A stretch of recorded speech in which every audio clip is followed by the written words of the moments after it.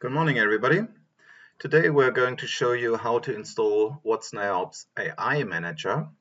We're doing it in a very similar way as we have done it with the Event Manager. We are going to install it on the IBM Cloud, and we are going to use the RedHat OpenShift service, as known as ROCS service. This will be brought to you by John Parrish. He is a part of the technical enablement team from the United States, and he will show you how to install this. But before we are going to details, I'd like to introduce where we are looking into in terms of architecturing and positioning of the software. But before we do this, we are going to position the AI Manager in the portfolio. So let's have a look. So this is the overall architecture and layout of Watson AIOps. We do have several components in here. We have the Event Manager, the Metric Manager, Topology Manager, and the AI Manager. And today we are installing this little fellow. So you can see the red circle in here. This is the core component, which provides overarching AI capabilities to all these various inputs that are coming into the software from the left side. And we are installing the ChatOps capability as well in here, as well as we do install the APIs to that. So all that will be part of the installation. And now over to you, John. Have fun. In this video, we're going to install AI Manager, which is part of Watson AIOps, on RedHat OpenShift running in IBM Cloud. We'll start by preparing the client machine, then we'll install the Watson AIOps catalog source. After that, we can install the Watson AIOps operator and add an instance of AI Manager. We'll finish up with a few troubleshooting tips, so let's get started. Here I am at the IBM Cloud dashboard. Here I'll find my OpenShift cluster. Everything I need to prepare my client machine is here in the Access menu. First, I'll run this command to download and install the IBM Cloud plugin, which includes other plugins you'll need on your client machine. This will take a few moments. Now that that's done, let's install the OC and kubectl client tools. We'll get them from here, from the OpenShift.com download mirror.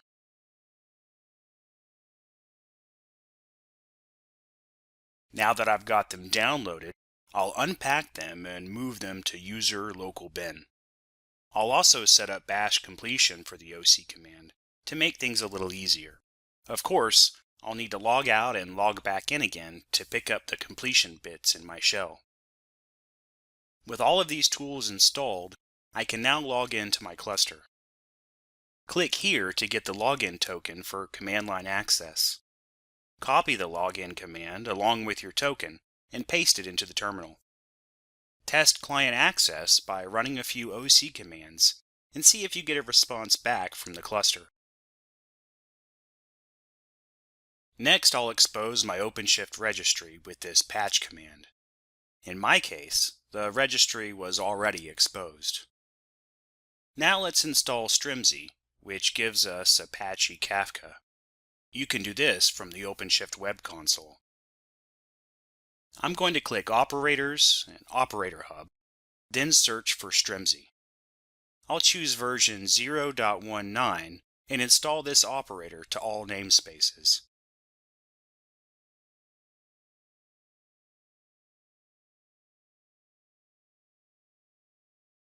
After a few seconds, the install is successful. Now let's do a couple of things to prepare for the AI Manager install.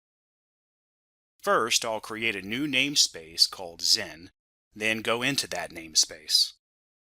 The namespace must be just for AI Manager and not contain any other apps. Next, I need to create a secret named cp.stg.icr.io. Note the value of Docker server and Docker username. Your secret should match these. Use your entitlement key from the IBM Container Software Library as the value of Docker password. Use your new namespace as the value of namespace. Create another secret named cp.icr.io. Other than the name, this secret is the same as the previous one. Here I'll confirm that both secrets are present. Now we can move on and add the catalog source for Watson AIOps. Back in the OpenShift console, I'll click Administration Cluster Settings. Here in the Global Configuration tab, click Operator Hub. Click the Sources tab and click Create Catalog Source.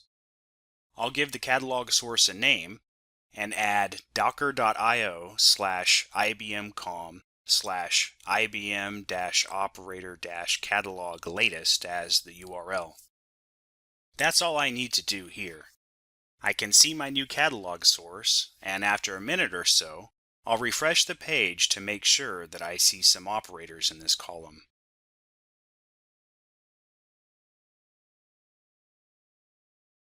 I need to make a quick change to this source. I'm going to add 3 lines to the YAML definition. I'll add them under Spec, Source Type, with the first line at the same level of indentation as source type. I'll save it and confirm my changes are there.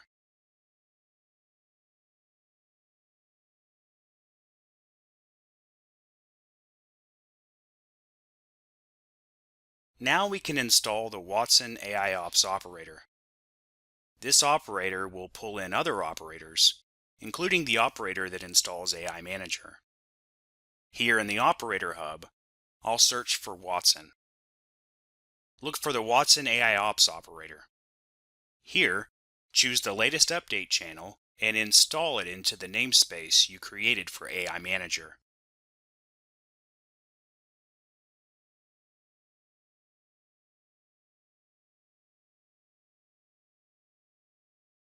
After a few moments, you'll see a handful of operators changing their status until finally the status is succeeded.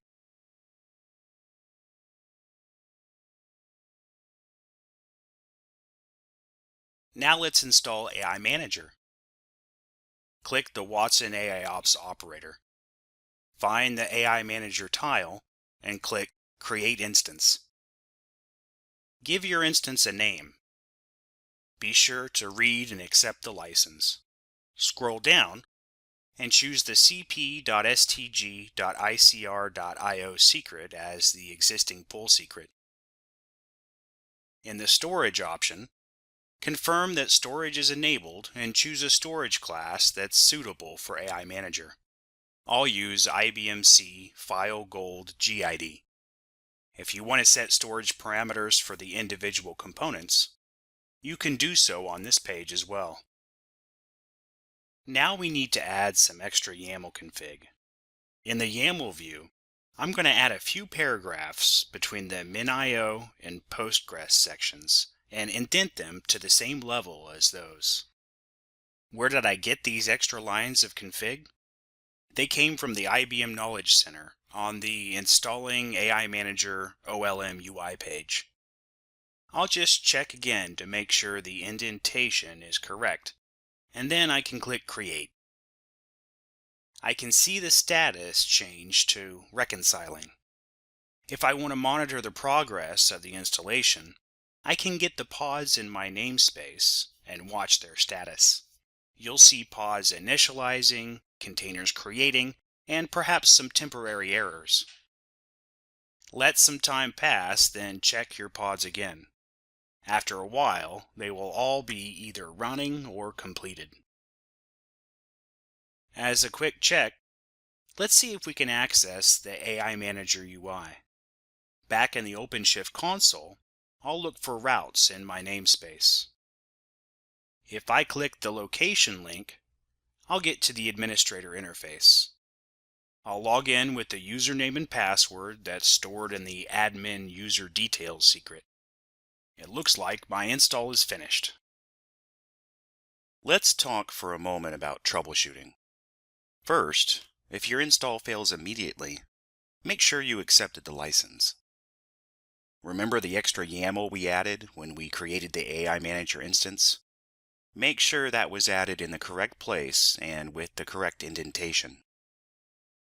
As you go through the tasks, make sure you're logged in to OpenShift as a cluster administrator.